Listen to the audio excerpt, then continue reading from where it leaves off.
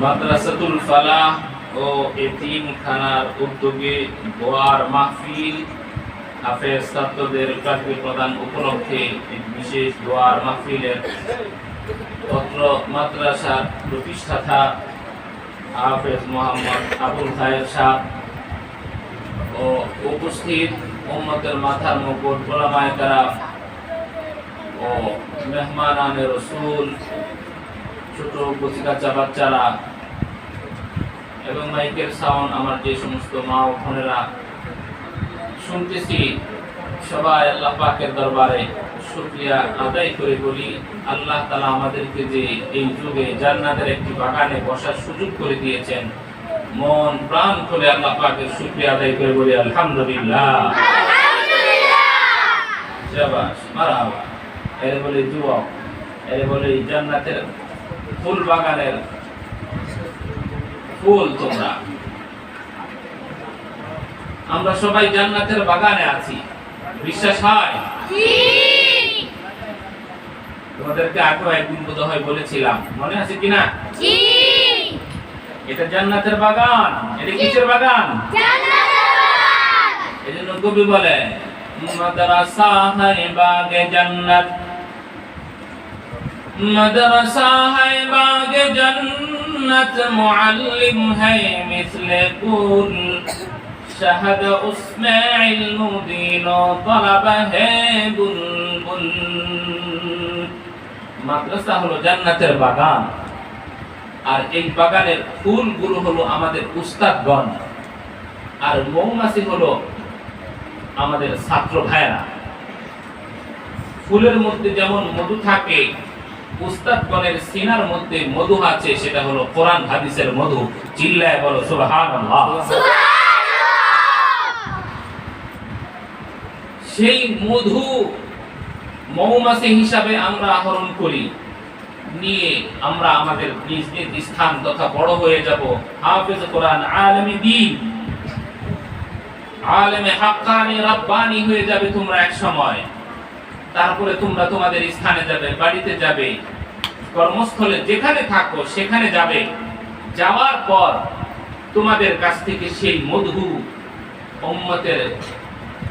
উম্মতেরা গ্রহণ করবে।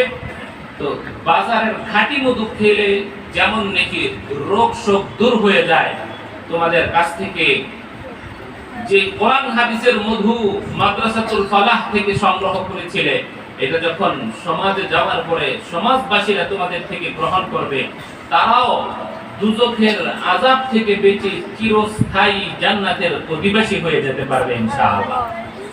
সেজন্য আমরা মধু আহরণ করার জন্য জান্নাতের বাগানে আসছি। মনটা খুশি তো? তারপরে কোটি কোটি টাকা ইনকাম করে নবীর সুন্নতের বেশভূষার কোনো খবর নাই, না মাথায় সুন্নত, না মুখে সুন্নত, না গায়ে সুন্নত। এইভাবে তারা যখন চলাচল করে, এদেরকে দেখে লোভ লাগে না তো? লোভ লাগবে? আমার নবী যেমন ছিল আমাকেও তেমন হতে হবে। নবীর সাহাবী আবু বকর, ওমর, উসমান, আলী তারা যেমন ছিলেন আমাদেরকেও তেমন হতে হবে। ঠিক কিনা বলো? আমার নবী কেমন ছিলেন? নবীর মাকাম মর্যাদা আমার আল্লাহর পরেই যার মর্যাদা মাকাম। নবীর শ্রেষ্ঠত্ব বর্ণনা অনেক ঊর্ধ্বের কথা। নবীর সাহাবীরা পর্যন্ত কেমন ছিলেন? হযরতে ওমর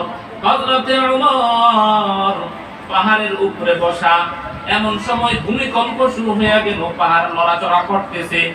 হযরতে ওমর হাতে যে লাঠি ছিল, লাঠি দিয়ে জোরে আঘাত করছে আর বলল, এই পাহাড় থেমে যা, তোর উপরে এখনো আমার নবীর সাহাবীরা আছে, আমি ওমর আছি, আবু বকর আছে। বলার সাথে সাথে ভূমিকম্প হওয়া পাহাড় হঠাৎ করে থেমে গেছে। বলো সুবহানাল্লাহ। তো আমাদেরকে এই রকম মানুষ হতে হবে, হওয়ার ইচ্ছা আছে তো? তোমরা অনেক ছোট কচিকাচা ফুল বাগান, তোমাদের সিনার মধ্যে যেটা এখন ঢুকবে আল্লাহ সেটাই পুরা করবে। সাহাবীরাও অনেক ঊর্ধ্বের, তাবিঈ, ইমাম, বলে তারপরে উলামায়ে কেরাম, এত শ্রেষ্ঠ দামি মানসম্মত ছিলেন জমিনের বুকে, তারা আল্লাহ তাআলার কাছে সবচেয়ে প্রিয় বান্দা। কেমনে প্রিয় বান্দা কারা? দেখো সূরা বাইয়িনার মধ্যে তোমরা পড়ছো, ইন্নাল্লাযীনা আমানু ওয়া আমিলুস সালিহাতি উলাইকা হুম খায়রুল বারিয়া। নিঃসন্দেহে যাহারা ঈমান আনে নেক আমল করে তারা পৃথিবীর বুকে সবচেয়ে শ্রেষ্ঠতম মানুষ, সবচেয়ে দামি মানুষ যারা নাকি ঈমান আর আমলকে গ্রহণ করে। তার মধ্যে আবার যারা নাকি ইলম শিখে তাদের মর্যাদা আল্লাহর কাছে আরো বেশি। ইয়ারফাইল্লাহুল্লাযীনা আমানু মিনকুম ওয়াল্লাযীনা উতুল ইলমা দারাজাত। আমার আল্লাহ কোরআন শরীফে ঘোষণা দেয় যারা ইলম শিখবে তাদের মাকাম মর্যাদা আমি আল্লাহর কাছে অনেক বড়।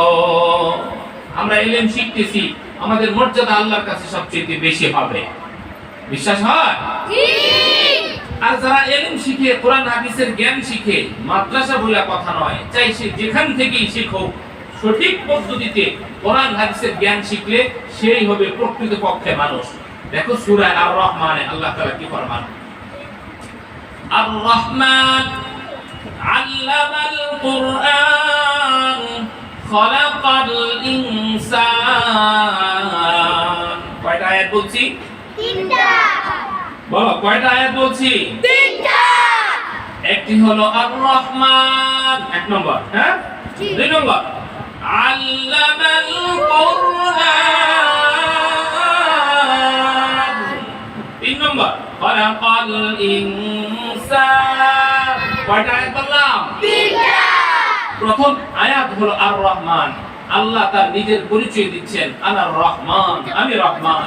আচ্ছা, তারপরে আয়াত দেখো, আল্লামাল কুরআন, আল্লাহ বলেন কি কোরআন শিক্ষা দিয়েছি আমি। তারপরে বলেন খলাকাল ইনসান, আমি আল্লাহ মানুষ সৃষ্টি করেছি। এই আয়াতগুলোর মধ্যে প্রথম আয়াত হলো আল্লাহর পরিচয়, তারপরে আয়াত হলো কোরআন শিক্ষা, তিন নম্বরের আয়াত হলো মানুষ সৃষ্টি। প্রথম কথা হলো আল্লাহ কোরআন শিক্ষা দিয়েছেন, তারপরে বলেন মানুষ সৃষ্টি করেছেন। কিন্তু আমরা জমিনের মধ্যে দেখি আগে মানুষ সৃষ্টি হয়, তারপরে শিক্ষা দীক্ষা অর্জন করে, এমন না? নাকি আগে শিক্ষা লাভ করে তারপরে দুনিয়াতে আসে? আগে জন্ম লাভ করে তারপরে মানুষ দুনিয়াতে আসে, এমন না? তোমরা কি আগে পৃথিবীতে আসছো তারপরে কোরআন শিখছো, এমন নাকি? আচ্ছা, এমন তো না যে আগে হাফেজ কোরআন হইয়া তারপরে দুনিয়াতে আসছো, এমন? কিন্তু আল্লাহ তাআলা কোরআন শরীফে কি ফরমান, আগে মানুষকে কোরআন শিক্ষার কথা বলেন, তারপরে আমার আল্লাহ ফরমান আমি আল্লাহ মানুষকে সৃষ্টি করেছি। আগে মানুষ জন্ম লাভ করে তারপরে কোরআন শিক্ষা করে, কিন্তু আমার আল্লাহ ফরমান আগে কোরআন শিক্ষা তারপরে তার জন্ম। এরকম কেন? এরকম কেন? মানুষ তো আমরা দেখি আগে জন্ম লাভ করে তারপরে শিক্ষা দীক্ষা লাভ করে, কিন্তু আল্লাহ সূরা রহমানের প্রথম অংশে দ্বিতীয় আয়াতে ফরমান কোরআন শিক্ষার কথা, তৃতীয় আয়াতে ফরমান মানুষ সৃষ্টির কথা। মানুষ সৃষ্টির কথা, এটা কেন? এমন কেন? এমন হওয়ার কারণ তাফসীরবিদরা বলেন ও লিখেন যে মানুষ সৃষ্টি হইলেই মানুষ হয় না, মানুষ সৃষ্টি হইলেই মানুষ হয় না, বরং কিছু গুণ অর্জন করতে পারলে সে হয় প্রকৃতপক্ষে মানুষ। মানুষ শুধু কেবল জন্ম লাভ করলেই মানুষ হয় না, মানুষের মধ্যে কিছু গুণ আসতে হয়, ওই গুণ আসলে তারপরে সে হয় বাস্তবিক আসল মানুষ। তাহলে মানুষ দুই প্রকারের পাইলাম, একটা হলো সৃষ্টিগত মানুষ আর একটা গুণগত মানুষ। ছোট ভাইরা বুঝতে চাও? একটা হলো জন্ম লাভ করলে মানুষ হওয়া যায়, আর একটা হলো গুণ অর্জন করে মানুষের মতন মানুষ হওয়া যায়। তো জন্ম লাভ করলেই বাস্তবিক পক্ষে মানুষ হয় না, বরং কিছু গুণাবলী, কিছু ভালো ভালো সিফাত, ভালো ভালো গুণাবলী অর্জন করলে তারপরেই সে গিয়া মানুষ হয়। এই জন্য আমাদের সমাজে অনেকে আমাদের কাছে দোয়া চায়, কি বলে জানো? বলে হুজুর আমার ছেলেটার লেগে দোয়া করেন, এ আস্থা অমানুষ। আবার কে বলে হুজুর আমার ভাইয়ের জন্য দোয়া করেন, সে আস্তা একটা ছাগল। হুজুর আমার আমার আমার ছেলেটার জন্য, আমার অমুকের জন্য দোয়া করেন, একটা অমানুষ সে। তখন তারা যদি জিজ্ঞাসা, কি ভাই জন্ম কি আপনি অমানুষ দিছিলেন?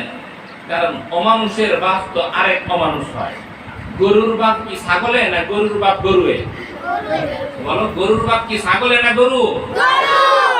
আর ছাগলের বাপ গরু না ছাগল? মানুষের বাপ মানুষ না অন্য কিছু? তাহলে বলে যে আমার ছেলেটার জন্য দোয়া করেন, আল্লাহ যাতে একটা অমানুষ। এই অমানুষ বলতে সৃষ্টিগত অমানুষ নয়, সৃষ্টিগত বাস্তবিক পক্ষে মানুষ, গুণগত সে অমানুষ। গুণগত কি? অমানুষ, নাইলে সৃষ্টিগত মানুষ। এটা মানুষ যেরকম বলে কোরআন শরীফে আল্লাহ তাআলা ফরমান, দেখো আল্লাহ তাআলা কোরআন শরীফে ফরমান, লাহুম কুলুবুন লা ইয়াফকাহুনা বিহা ওয়া লাহুম আ'য়ুনুন লা ইউবসিরুনা বিহা ওয়া লাহুম আযানুন লা ইয়াসমাউনা বিহা। আল্লাহ নিজে কোরআন শরীফে ইরশাদ ফরমান, আমি আমার কিছু বান্দাদেরকে কলব দিয়েছি, দিল দিয়েছি, সেই দিল দিয়ে সে চিন্তা করতে পারে না।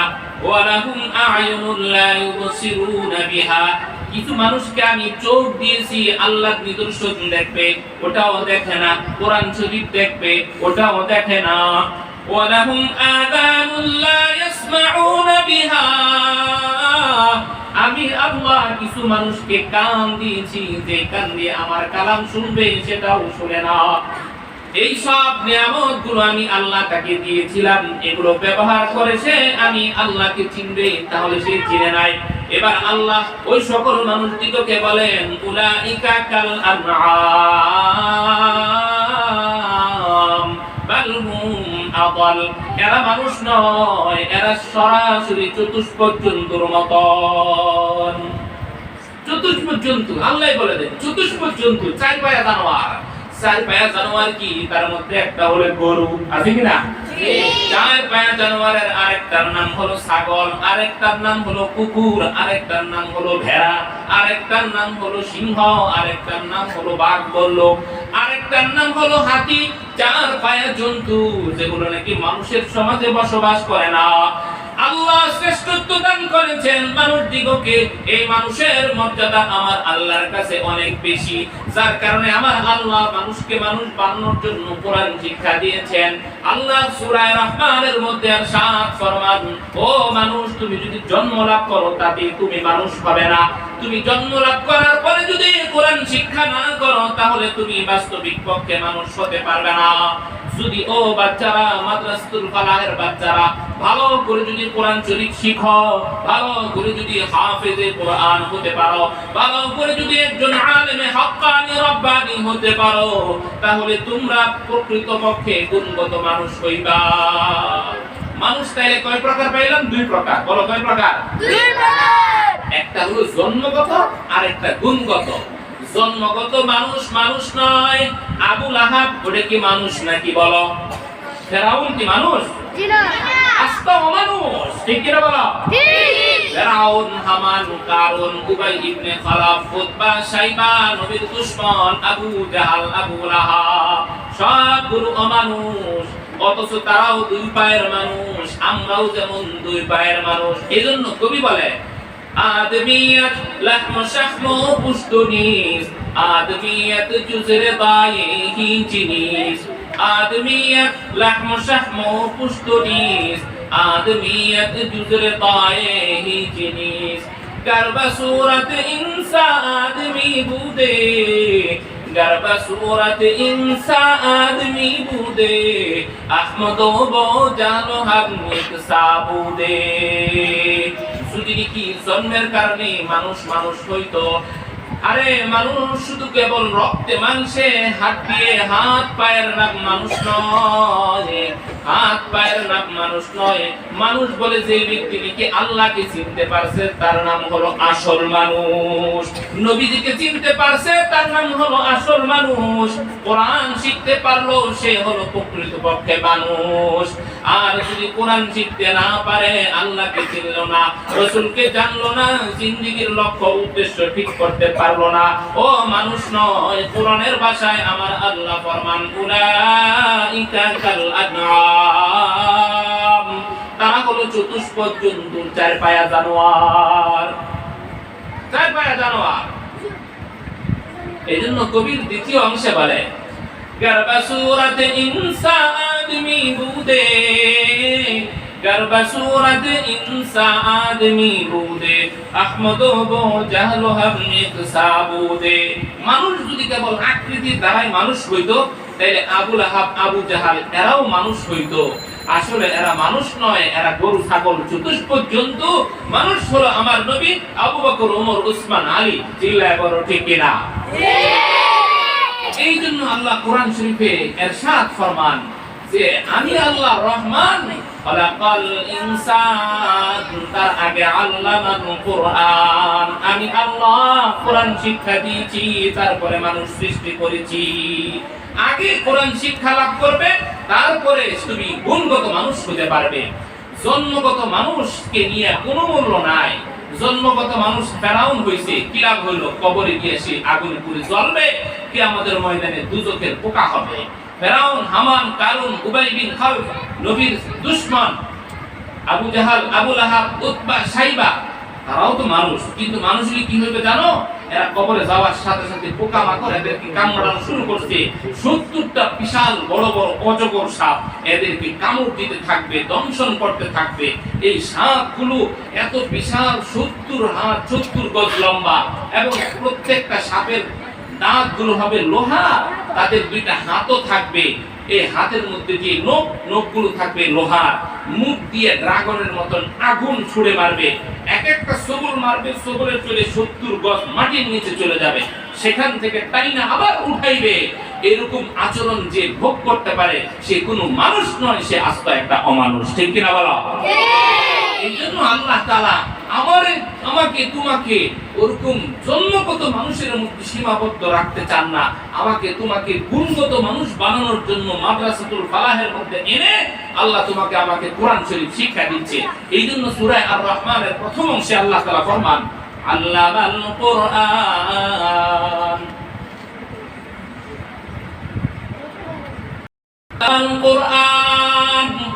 কোরআন শিখো রে বান্দা, কোরআন শিখো। যদি তুমি কোরআন শিখতে পারো তারপরে তুমি হবে গুণগত মানুষ। যদি কোরআন শিখো তাইলে হবে তুমি গুণগত মানুষ। আর যদি কোরআন না শিখো তাহলে কোনদিন তুমি গুণগত মানুষ হইতে পারবা না, গুণগত মানুষ হইতে পারবা না। এজন্য আমরা কোরআন শিক্ষা লাভ করে জন্মগত মানুষ তো আল্লাহ আমাদের সবাই বানাইছে না? জি। এখানে যারা আমরা বসা আছি, আমি তুমি সবাই জন্মগত মানুষ এমনিতে আছি।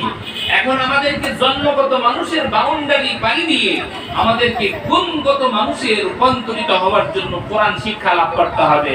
শিক্ষার জন্য প্রস্তুত আছো তো? জি। কিন্তু শিক্ষা করলে একটু কষ্ট করতে হবে। কেমন কষ্ট জানো? এই ছাত্ররা খেয়াল করে শোনো, কেমন কষ্ট করতে হবে।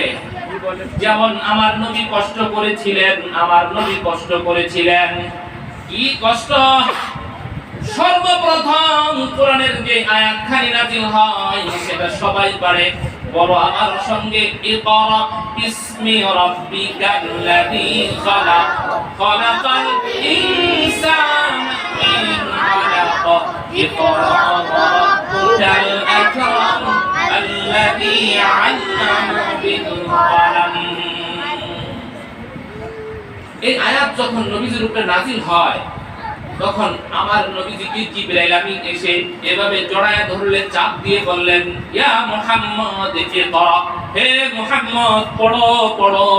নবীজি ফরমাইলেন, মা আনা বিকারি, আমি পড়তে জানি না। আবার বললেন, ইকরা ইয়া মুহাম্মদ, হে মুহাম্মদ পড়ো। নবীজি দ্বিতীয়বার উত্তর দিলেন, মা আনা বিকারি, আমি পড়তে জানি না।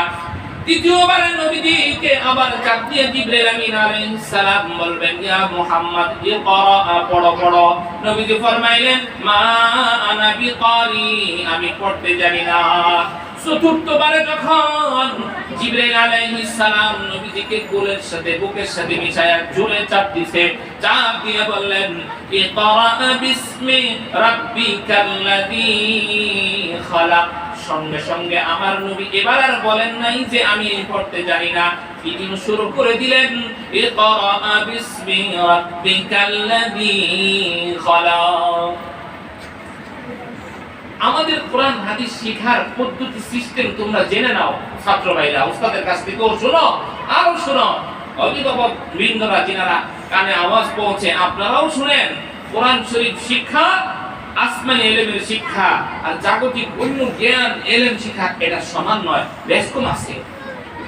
জিবরাইল আমিন আলাইহিস সালাম নবীজিকে এসে চাপ দিলেন, বুকের সাথে মিশায়া চাপ দিছে।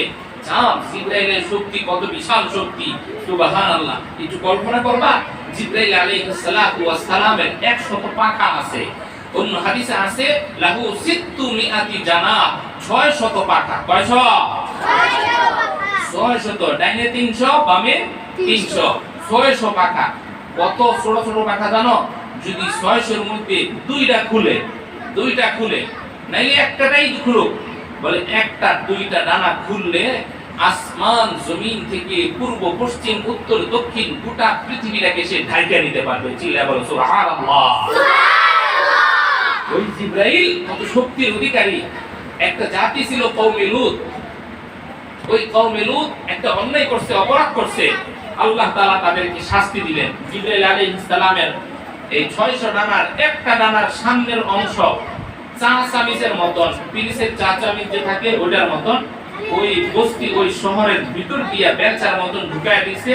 70 কিলোমিটার জুড়ে একটা এলাকাকে এই জিবরাইলের পাখার সামনের কোণার মধ্যে নিয়ে লিফটের মতন আসমানের কাছাকাছি নিয়ে গেছে, নিয়ে আসমানের উপর থেকে জমিনের মধ্যে এমন দূরে ফালাইছে যে ওই জায়গাটা 70 কিলোমিটার গর্ত হইয়া নদীতে পরিণত হয়ে গেছে। জিবরাইলের কি শক্তি! ওরকম জিবরাইল আলাইহিস সালাম আয়েশা নবীজির চাপ দিয়া বলছে, নবীজির ঘাম বের হয়ে গেছে, নবীজি ভয় ভয়ে গেছে। ওই পাহাড় থেকে নেমে এসে হযরত খাদিজাকে বললেন ইয়া খাদিজা জাম্মিলুনি জাম্মিলুনি, ওরে খাদিজা আমাকে কম্বল পরায়া দাও, কম্বল গায়ে দিয়া দাও, আমার জ্বর চলে আসছে। হযরত খাদিজা তাকায় দেখলেন নবীজির শরীর ঘামতেছে, হাত লাগায়া দেখলেন নবীজির জ্বর চলে আসছে। এমন সময় রাসূল পাক আলাইহিস সালামকে হযরত খাদিজা রাদিয়াল্লাহু তাআলা আনহা সান্ত্বনা দিলেন আর বললেন ইয়া রাসূলুল্লাহ কোনো চিন্তা করিলেন না, আমার আল্লাহ আপনাকে অপমান করবেন না, কাল্লা লা ইউযিকাল্লাহু আবাদা। হযরত খাদিজা বলেন ইয়া রাসূলুল্লাহ আল্লাহ আপনাকে অপমান করবেন না, লাঞ্ছনা করবেন না, লজ্জিত করবেন না। আপনি গরীব দিগকে সাহায্য করেন, অসহায়ের পাশে দাঁড়ান, এতিমের সাহায্য করেন, আপনি ভালো মানুষ। বলতেছিলাম আসমানি ইলম ছাত্র ভাইরা উস্তাদগণের কাছ থেকে শিখার মাধ্যম হলো আদব ইহতিরাম। যার ভিতরে যত আদব থাকবে সে তত বড় আলেম হইতে পারবে। উস্তাদদেরকে আদব করবা তো? জি। উস্তাদের সঙ্গে যে ব্যক্তি বেয়াদবি করে, উস্তাদের সঙ্গে যে ব্যক্তি, যেই ছেলেটা যেই ছাত্রটা বেয়াদবি করে সে জীবনও আলেম হতে পারবে না। শুধু ছাত্রই নয়, বলে হুজুর আমি তো বেয়াদবি করি নাই, আমার বাবাই হুজুরের সঙ্গে বেয়াদবি করছে। যেই ছেলের বাবা, যেই ছেলের ভাই, যেই ছেলের মা উস্তাদের সঙ্গে বেয়াদবি করবে, বাবার বেয়াদবির কারণে ওই ছেলেটাকে আল্লাহ আলেম বানাইবে না। ভাইয়ের বেয়াদবি, মায়ের বেয়াদবির কারণে তোমার বাবাই যদি উস্তাদের সঙ্গে বেয়াদবি করে, তোমার মা যদি উস্তাদের সঙ্গে বেয়াদবি করে, তোমার ভাই যদি উস্তাদের সঙ্গে বেয়াদবি করে, উস্তাদের সঙ্গে চুপ বড় কইরা কথা বলে, উস্তাদকে বকা দেয়, মনে রাখো তুমিও যদি আদববান হও সম্ভাবনা আছে তাদের বেয়াদবির নাবরকতি তোমার ইলমের উপরে কইরা আল্লাহ তোমাকেও ইলম থেকে বঞ্চিত কইরা দূরে সরাইয়া দিবে। এইজন্য তোমরাও সজাগ দৃষ্টি রাখবা, আমরাও যেমন উস্তাদের সঙ্গে বেয়াদবি করব না, আমার বাবাকেও বেয়াদবি করতে দিব না, আমার মাকেও বেয়াদবি করতে দিব না, আমার ভাই বোনদেরকেও উস্তাদের সঙ্গে বেয়াদবি করতে দিব না। ঠিক আছে তো? জি। शिकायत कुनदहर के उस्तादेरा गिरफ्तार बाशाद बालाचारेरा। যে ব্যক্তি নাকি উস্তাদের সঙ্গে বেয়াদবি করবে আল্লাহ তাআলা তাকে 4টা বড় বড় বিপদে গ্রেফতার করে দিবেন। তার জিন্দেগিতে বড় বড় 4টা বিপদে উস্তাদের সঙ্গে যদি তুমি আমি বেয়াদবি করি তাহলে আল্লাহ তাআলা আমাদেরকে বড় বড় 4টা রোগ দিয়ে দিবেন। একে আকে আউয়াল ফারাম শাওয়াদ দিগার তঙ্গে রুজি বা দুনিয়া শাওয়াদ সুয়াম আকে মরদে বাবা তুতে যাওয়া যে হারাম সে দুনিয়া রামদ বেঈমান। উস্তাদের সঙ্গে বেয়াদবি করলে এরকম 4টা একে আকে আউয়াল ফারাম শাওয়াদ। উস্তাদের সঙ্গে যদি বেয়াদবি করো তাইলে মনে রাখো তুমি যা শিখছো সব ভুলে যাইবা, সব ভুলে যাইবা। উস্তাদের সঙ্গে যে অতিথি বেয়াদবি করছে ও ভালো ছাত্র, আধা পারা করে সবক দেয়, 5 পৃষ্ঠা করে করে সবক দেয়, খুব ভালো ছাত্র না? মাগার সে যদি উস্তাদের সঙ্গে বেয়াদবি করে দেখা যাবে ফারেক হওয়ার পরে ও পাঁচটা পারা তো দূরের কথা, ওর মুখ দিয়া সূরা ও ফাতিহাও কখনো আসতে চাইবে না, সব ভুলে খায় শেষ। এই জন্য 1 নম্বর বিপদ একে আগে আওয়াল ফারামুশ শাওয়াদ, যা শিখছে সব ভুলে যাবে। বহুত বড় আলেম হইছে, অনেক বড় আলেম, কিন্তু উস্তাদের লগে বেয়াদবি করছে, পরে বেহেশতি জিওরের মাসলাও তার মনে নাই, কিচ্ছু বলতে পারে না। হুজুর ফরজ কয়টা এটাও কইতে পারে না। আর যদি উস্তাদের সঙ্গে সম্পর্ক থাকে, উস্তাদের সঙ্গে যদি থাকে অজ্ঞ মূর্খ টানিস পোলাপান যে নিজে সবক ঠিকমতো দিতে পারছে না, উস্তাদের তাওয়াজ্জুর কারণে আল্লাহ তাআলা তার ইলম বাড়ায় দেয়। একটা ঘটনা শুনবা? জি। শুনলে কি হবে? আদব গ্রহণ করবা তো? জি। উস্তাদের সঙ্গে বেয়াদবি করবা তো? জি না। খুশ আছে সব ঠিকঠাক করে জি জি না জায়গা মতন বলতেছে, মাশাআল্লাহ।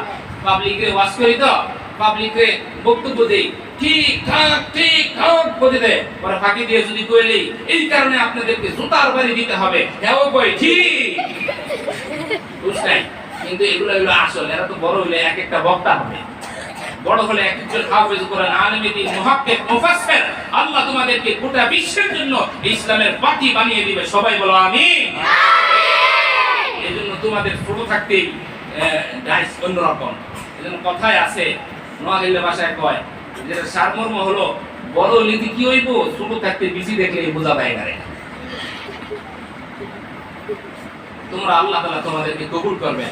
বলতেছিলাম একজন উস্তাদের খেদমত করতে একটা ছেলে, লেখাপড়া এত একটা পারে না, ওই যা সারাদিন করে ভুলে যায়।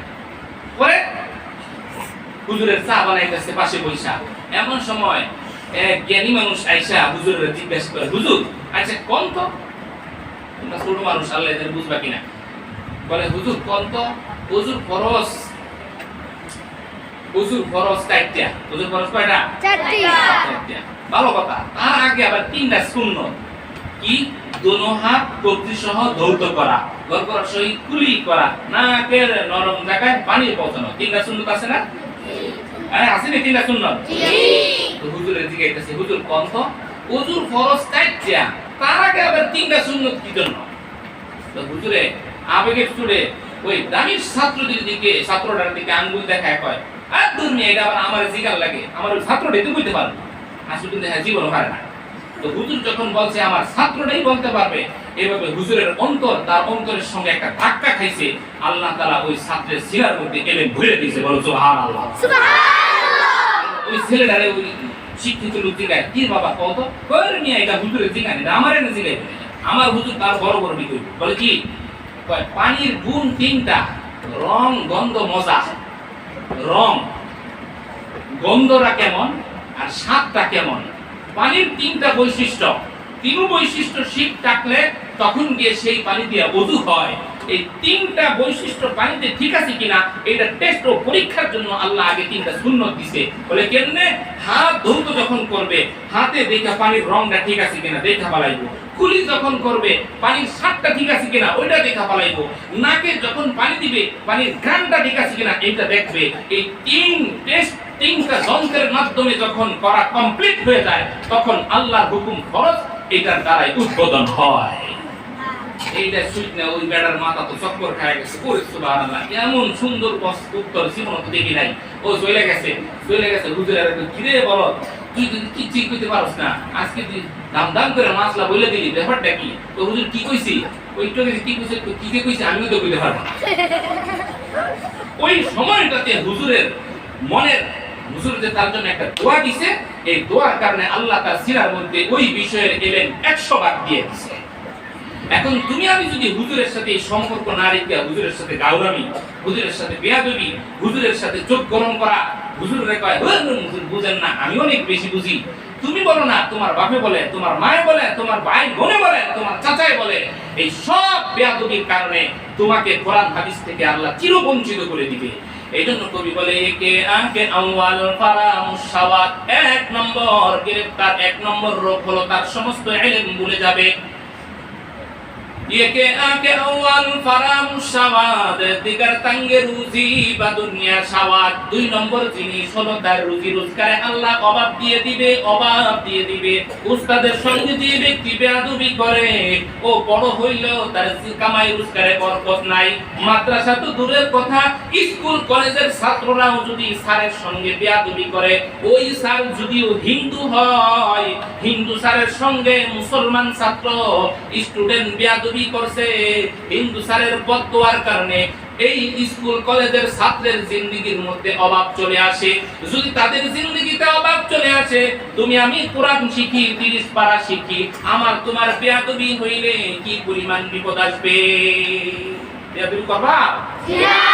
এই জন্য কবি বলে তুম একে আকে আউয়াল ফারামুস সাওয়াদ, দিগার তাঙ্গে রুজি বা দুনিয়া সাওয়াদ। 3 নম্বর হলো সুয়াম আকে মরদে বা ওয়াক্তে যাওয়া। 3 নম্বর বিপদ হলো বয়সে কোনো বরকত পাবে না। যৌবন বয়সে আল্লাহ তারে দুনিয়া থেকে লয়ে যাইবো। আল্লাহ কয় বেয়াদবটার দুনিয়া রাইখা আমার অন্য বান্দাদের আমল নষ্ট করে লাভ নাই, এর ক্লোজ করে ফেলাই, বোল্ড আউট করে দেবে, দুনিয়া থেকে আল্লাহ তারে বিদায় করে দিবে। এটা তো যেমন তেমন হোক, হারাম সে দুনিয়া রাবাদ বেঈমান। 4 নম্বর মুসিবত, যেটা সবচেয়ে বড় মুসিবত, উস্তাদের সঙ্গে যে ছাত্র বেয়াদবি করবে। 4র্থ বিপদ হলো আল্লাহ তারে দুনিয়া থেকে বেঈমান কাফের বানাইয়া দুনিয়া থেকে বিদায় দিয়ে দিবে, বেঈমান বানাইয়া দিবে। ছোট ছোট বাচ্চারা তাকায় আসো আমার দিকে, বুঝো আর না বুঝো, অন্তত কথাগুলা বুঝা নাও, কথাগুলো বুঝা নাও। একদিন কাজে আসবে। উস্তাদের সঙ্গে এক কথা কোনোদিন বেয়াদবি করা যাবে না। উস্তাদের আদব ইহতিরাম করতে হবে। উস্তাদের যত বেশি ইজ্জত করে, উস্তাদের যত বেশি সম্মান করে, আমার আল্লাহ তার জিন্দেগির মধ্যে তত বেশি বরকত দেয়। ইমাম আবু ইউসুফ কাযীউল কুযাত, বিচারপতি, চিফ জাস্টিস, উত্তরি কথা কইলাম, কি বুঝলা? ইমাম আবু ইউসুফ রাহমাতুল্লাহ আলাইহি প্রায় তোমার 250 হিজরির লোক। ইমাম আবু হানিফা রাহমাতুল্লাহ আলাইহি পর 250 না, সরি 200 হিজরি, 150 থেকে 200 হিজরির মাঝে ওনার দুনিয়াতে আগমন। এত বড় একজন জ্ঞানী মানুষ উস্তাদের কাছে পড়তে গেছে, উস্তাদের কাছে পড়ছে। উস্তাদ তাকে একদিন শাসন করছে। কি করছে? শাসন করছে। বাড়িটা হঠাৎ কপালে পড়ছে, কপালে পড়ে একটু রক্ত ঝরছে, রক্ত বের হয়ে গেছে। তো রক্ত বের হওয়ার পরে উস্তাদ কিছুক্ষণ পরে জিজ্ঞাসা করছে, মনে কোনো কষ্ট পাইছ? হাসি দিয়া কয়, জি না হুজুর। তাহলে কয়, হুজুর এই কপালে তোমার এটা কিসের দাগ? হুজুর এটা রক্তের দাগ। হুজুর তার জন্য দোয়া করছে, এটা তোমার রক্ত নয়, এটা তোমার কপালে রহমতের চাঁদ উঠছে। বলো সুবহানাল্লাহ। রহমতের চাঁদ, রহমতের চাঁদ। কেমন চাঁদ উঠছে? কেমন চাঁদ উঠছে? আল্লাহ তাআলা ইমাম আবু ইউসুফ রাহমাতুল্লাহ আলাইহিকে ওই যুগের প্রধান বিচারপতি, সারা দেশে যত বিচারপতি আছে তাদের প্রধান বিচারপতি বানায় দিয়েছে। উস্তাদে তার জন্য দোয়া করছিল, আল্লাহ তোমার ভবিষ্যতে ফালুদা খাওয়াইবো। ফালুদা একটা ফলের নাম, একটা খাদ্যের নাম, একটা তরকারি। এটা সাধারণ পাবলিক স্বপ্নেও দেখে না, এমনকি মন্ত্রীরা পর্যন্ত মাঝে মাঝে খায়। এই জন্য রাজা, যে প্রধান বিচারপতি, প্রধান রাজা, এরা সপ্তাহে 2-1 বার খায়। তুমি যখন উস্তাদের ছোট সময়ের জন্য দোয়া করে দিছে, বরকতের দোয়া, আল্লাহ তোমার ভবিষ্যতে বরকত দিব, আল্লাহ তোমার বড় বানাবে, আল্লাহ তোমাকে ফালুদা খাওয়াবে, ফালুদা। বড় হওয়ার পর যখন নাকি প্রধান বিচারপতি হইছে, তার 4-5 দিন 7 খানিকের মধ্যে ওই দেশের রাজা বাদশাকে এই প্রধান বিচারপতি ইমাম আবু ইউসুফ রাহমাতুল্লাহ আলাইহিকে ডাকছে, কয় আনো রে। ডাইকার পরে বলতেছে, বলে রাজা মশাই কি আজকে ডাকতেছেন? বলে আজকে তোমাকে নিয়ে নাস্তা করব। নাস্তার টেবিলে, নাস্তার দস্তরখানায় অনেক দিন পরে ফালুদা আনবে। রাজা আগে থেকে লইরেছে, কয় এই আজকে কিন্তু মজার একটা খানা আসতেছে, নামি দামি খাবার। বলে কি হুজুর? বলে আসলেই দেখবা। আসার সাথে সাথে কি সুগ্রাম, মন ভরে গেছে, খাওয়ার আগে পেটই ভরে গেছে এমন লাগতেছে। পরে আবেগ হইয়া রাজার জিজ্ঞাসা, রাজা মহোদয় এই খাবারটার নাম কি? বলে এই খাবারটার নাম ফালুদা। ফালুদা নাম শোনার সাথে সাথে ওই যে ছোটকালে উস্তাদের হাতে মার খাইছিল আর ফালুদার জন্য নাম শুনছে, এটা শোনার সাথে সাথে সেই ছোটকালের কথা মনে হইছে, মনে হইয়া চোখের পানি ছেড়ে দিছে উস্তাদের মহাব্বতে। পরে রাজা কয় কি কান্দেন কেন? আরে ফালুদা বালা খাবো, ভালো খাওন, এটা খাইলে শরীর ভালো, মন ভালো, সব ভালো হয়, আপনি কাঁদছেন কেন? ইমাম আবু ইউসুফ রাহমাতুল্লাহ আলাইহি রাজাকে ডেকে বলেন, রাজা মশাই আমি ফালুদা ফল খামো, এটা কান্নার বিষয় নয়, এটা হাসার বিষয়, আনন্দের বিষয়। আমি ফালুদা ফল আজকে খাইতেছি, যে খাবার জনগণ তো দূরের কথা, মন্ত্রীরাও সব সময় দেখে না।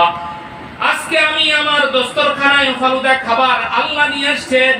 এই ফালুদা আমার দস্তরখানায় আনার পিছনে আমার উস্তাদের ছোট সময় আমার জন্য দোয়া কইরা দিয়েছে, এ আবু ইউসুফ তোমার জিন্দেগিতে আল্লাহ তোমাকে ফালুদা খাওয়াবে। বলে আমি আমার উস্তাদের সেই দোয়াকে স্মরণ করে আমার চোখ দ্বারা পানি বের হয়। দেখছো আরো একটা ঘটনা, খলিফা হারুন রশিদ এর ছেলে মামুন রশিদ। হারুন রশিদ বিশাল কাপড়শালী এক বাদশা, এর ছেলে মামুন রশিদ একজন হুজুর আইসা এর করাইতো। তো ওই হুজুরের ওই বাদশার ছেলে ছিল জি। এখন বর্তমান আমাদের শেখ হাসিনার ছেলে সজীব ওয়াজেদ জয়, খালেদা জিয়ার ছেলে তারেক জিয়া, এরা এদেরকে বাদশার ছেলে। তো ওই যুগের বাদশা হলো হারুন রশিদ, তার ছেলে মামুনুর রশিদ। এর পড়ানোর জন্য মসজিদের হুজুরে রাখছে, আইসা কোরআন শরীফ পড়াবে। হুজুর একদিন দুদিন 5 দিন পড়ায়, পরে একদিন পড়া পারে নাই, ব্যাট দিয়ে পড়ে পিটনি লাগাইছে। পিকনিক ছুটে রাজার ছেলে জীবন তো কান্ডলাই খায় নাই, মাই খাই উপর থেকে। আজকে তো মায়ের মুখ খাইয়া পুরা হাত লাল হয়ে গেছে, চোখ দ্বারা পানি বাড়িছে। এমন সময় ওই রাজার আরেক মন্ত্রী এই ঘরে ঢুকছে। এই সকাল বেলায় বাদশার ছেলে মামুনুর রশিদ কি নাস্তা করবে এটা জিজ্ঞাসা কইরা এর নাস্তা রেডি করবে।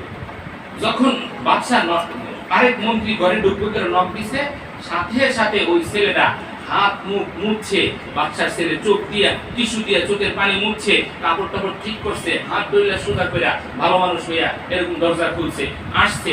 হুজুরে তো ভয় পেয়ে গেছে গা, হাই হাই রে এই বাদশার ছেলেরা আমি মারলাম। যাই হোক এখন যদি বাদশার কাছে খবর দেয় কি না কি বলে, এই কইলা সে বাবর মন্ত্রীর সঙ্গে কথা বইলা মন্ত্রীর বিদায় করছে। পরে বাদশা এর জিগায় কি ব্যাপার, তুমি একেবারে মুছে টাইছে সব ফ্রেশ হয়ে গেছো গা, তোমার ওই মন্ত্রী দেখতো যদি? দেখতো, আরে ওর কাছে তো কোনো দূরের কথা, আপনার শাসনের ব্যাপার তো আমি আমার বাবার কাছেও বলবো না, মন্ত্রীর কাছে বলবো তো দূরের কথা। বাদশার ছেলে হারুন রশিদের ছেলে মামুনুর রশিদ, বাদশার ছেলে যেন তেন বাদশা নয়, অর্ধজাহানের বাদশা, আরব ভূখণ্ডের বাদশা, সৌদি আরব, কাতার, বাহরাইন, দুবাই, ইয়ামান, মিশর সবটার বাদশা। ওই বাদশার ছেলে সে বলে উস্তাদের মায়ের খাওয়ার পরে গর্ববোধ করে আর বলে আমি পরে দিব তো, ও আমার বাবার চাকরের কাছে বলবো তো দূরের কথা, আমার বাপের কাছেও তো বলবো না। যার কারণে মামুনুর রশিদকে আল্লাহ যুগ শ্রেষ্ঠ বলি, যুগ শ্রেষ্ঠ বাদশা আল্লাহ পরবর্তীতে বানাইছে। কয়টা ঘটনা বলবো, অনেক ঘটনা আছে, অনেক ঘটনা আছে। এজন্য আমরা তোমরা উস্তাদের সঙ্গে আদব ইহতিরাম করব যত বেশি, কোরআন শরীফ মুখস্থ হইবে তত বেশি, আদব উস্তাদের থেকে দোয়া নিব যত বেশি, আলেম হইতে পারবো তত বড় বেশি। এজন্য বলো বড় আলেম হইতে, ভালো হাফেজ হইতে উস্তাদের খেদমত আর দোয়ার কোনো বিকল্প নাই। নিব তো উস্তাদ থেকে দোয়া ইনশাআল্লাহ, ইনশাআল্লাহ। উস্তাদের খেদমত করব তো ইনশাআল্লাহ, ইনশাআল্লাহ। উস্তাদের লগে বেয়াদবি করব তো ইনশাআল্লাহ, জি না। ওইটাই সব ঠিক আছে, মাশাআল্লাহ। আল্লাহ তোমাদেরকে কবুল করুক, আল্লাহ তোমাদেরকে বড় হয়ে হাফিজ কোরআন, আলেম দ্বীন, মুবাল্লিগ, মুজাহিদ, মুফাসসির, মুহাক্কিক, মুতাক্কিক দাইয়ে কবির গোটা দুনিয়ার জন্য হেদায়েতের মিসবাহ আর চিরাগ হিসেবে আল্লাহ তোমাদেরকে কবুল আর মঞ্জুর করুক আমিন আলহামদুলিল্লাহি রাব্বিল আলামিন আসসালামু আলাইকুম ওয়া রাহমাতুল্লাহি ওয়া বারাকাতুহু